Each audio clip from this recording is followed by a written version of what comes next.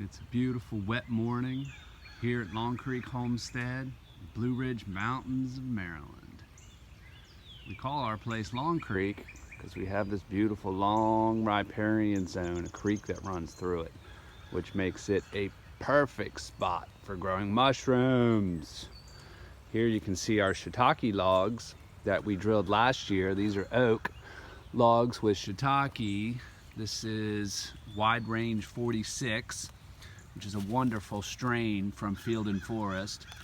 We're at late March here, so now that the weather is warming up to 50-degree days, we're starting to get some of our first flushes. These were drilled a year ago, so they're starting their first flush, so I'm leaning them up so we can harvest them.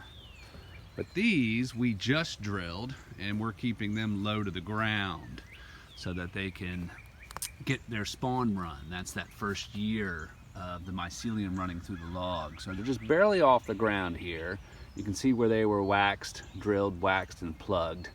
These are also shiitakes on oak. Now you can see they're in a deciduous forest area. This is actually spice bush in flower. We got overstory poplar trees.